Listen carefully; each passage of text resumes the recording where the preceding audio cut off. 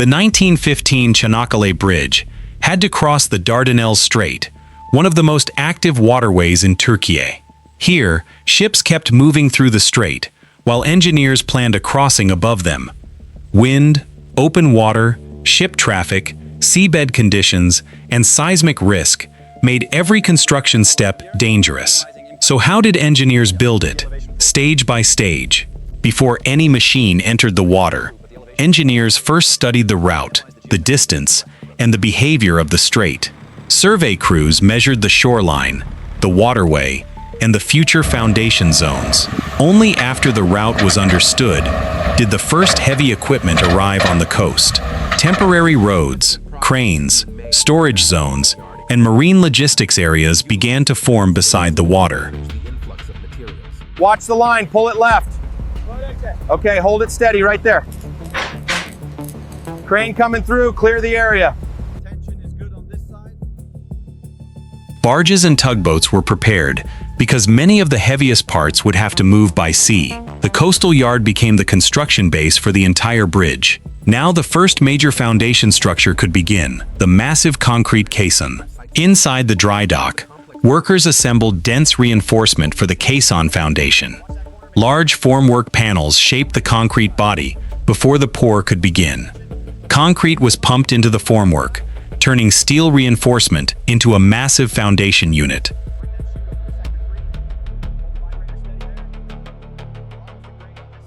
Check the alignment here.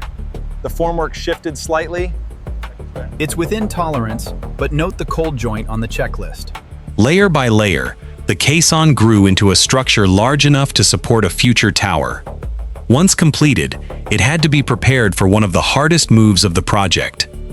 Offshore, marine crews surveyed the seabed where the foundation would be positioned.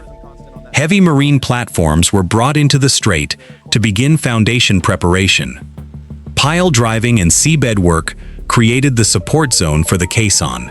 All right, hold it steady. Ready to drive on my mark. Roger that. Holding steady.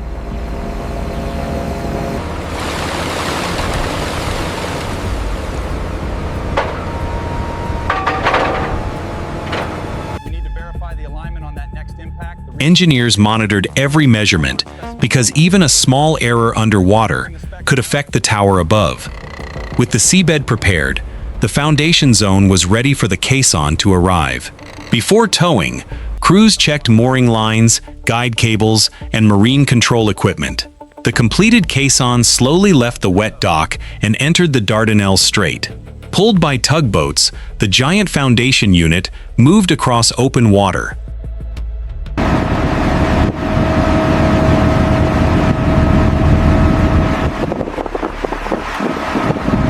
Keep pulling, steady as she goes. Watch the tension on the starboard line. Copy that, steady pull. They're moving too fast, tell them to slow the approach. Engineers tracked the tow from control barges, watching the route, the current, and the caisson position. As it approached the foundation zone, speed had to drop, and precision became critical. Tugboats and guidelines worked together to align the caisson over the prepared seabed. Wind and current could push the foundation offline, so the entire operation had to stay controlled. The caisson was then lowered into its final offshore position. Crews stabilized the foundation and checked that it was level.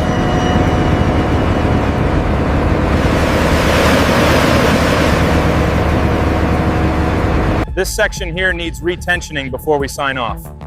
Copy that, we'll get the crew on it right away.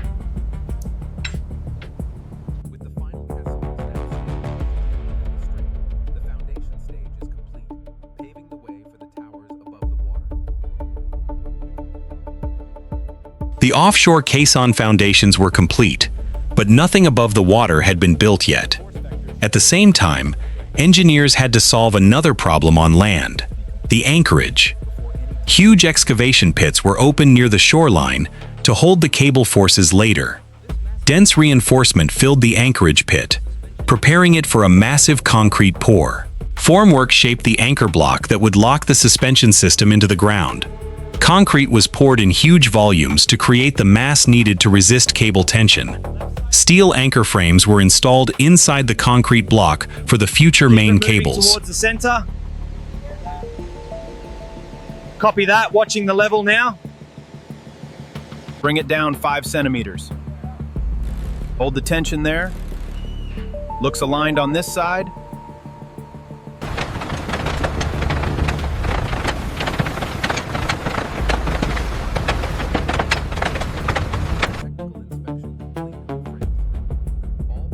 Engineers inspected the completed anchorage before the bridge could move toward cable construction.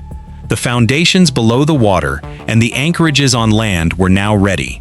The next stage began offshore, with the first red and white tower block prepared on a barge. A floating crane lifted the tower segment toward the completed caisson foundation. The first tower segment was seated and secured, marking the start of vertical construction. The towers were built block by block, not as one single piece. Workers bolted and secured each steel segment before the next lift could begin. Slowly, the red and white tower legs rose from the offshore foundations. Crossbeam sections were prepared to connect the tower legs. Engage the torque wrench now. Confirmed, tension looks good on this side.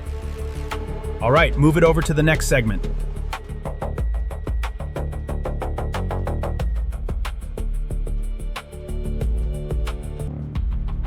All right, bring it down easy. Steady now, steady. Watch your clearance on the south connection.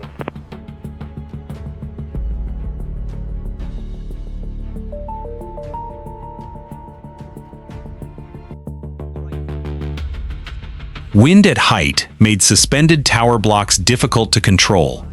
Engineers checked alignment constantly to keep the tower vertical. With each lift, the tower grew higher above the strait. Near the top, the work became slower, higher, and more exposed to wind. The final upper tower block was guided into position. Ease it down slowly. Watch the alignment on 2. Looks good, hold steady.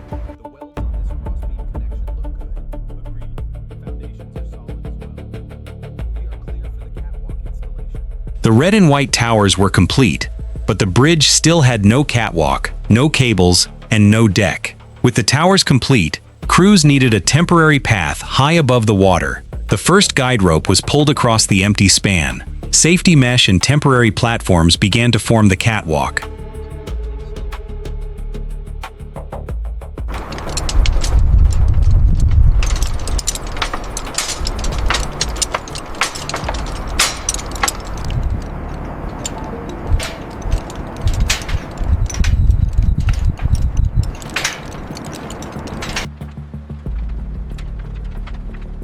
The catwalk extended farther across the strait, giving workers access to the cable route. The temporary catwalk was complete, but it was not a roadway. Now the main cable work could begin. Thin steel strands were pulled across the span along the catwalk. Cable spinning equipment organized the strands into the future suspension cable. Strand by strand, the main cable bundle grew thicker. Workers compacted the cable and prepared the clamp positions. The main cables were complete, ready to carry the hanger system below. After the main cables were finished, crews prepared the vertical hanger ropes. Cable clamps were fixed around the main cable to hold the hangers. The first hanger ropes were lowered from the main cable. More hangers appeared along the span at repeated intervals.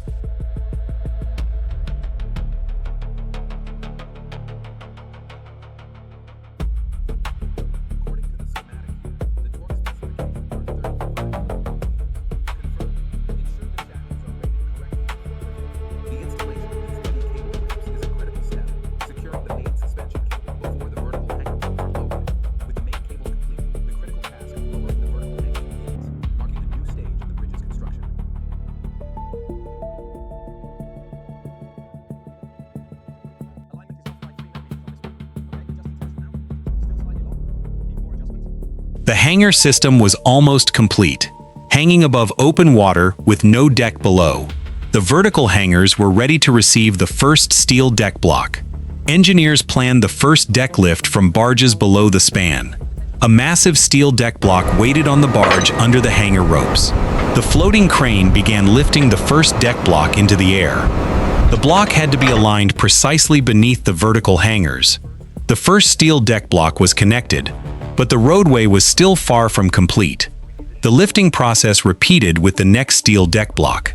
Workers connected each block to the hanger system above. Connection point 7 cleared. Confirmed. Tension looks good on this side.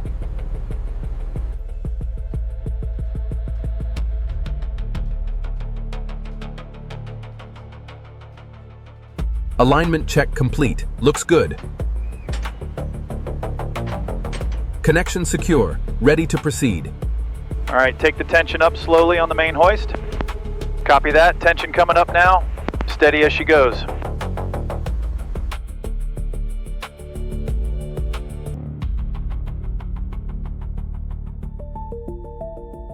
Wind and marine movement made every suspended lift risky. Tugboats controlled the barge position while the crane held the load overhead. More deck blocks were installed, but wide gaps still remained. Sections advanced from both sides toward the center of the span. Workers aligned the steel edges before the final closure. The remaining gap narrowed, but the bridge deck was not finished yet. The final steel deck block was lifted into the last opening. The steel deck became continuous across the strait, but it was still only bare steel.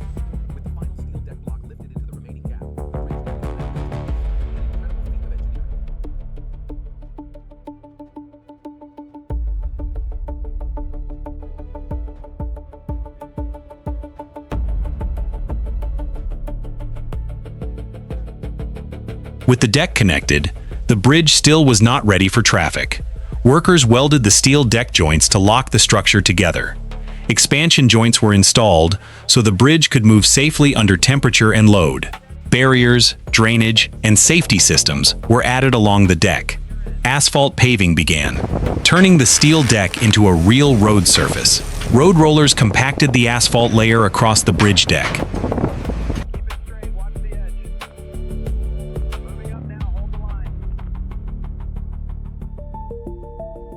Surface looks good here. Keep rolling. Copy that. Maintaining speed.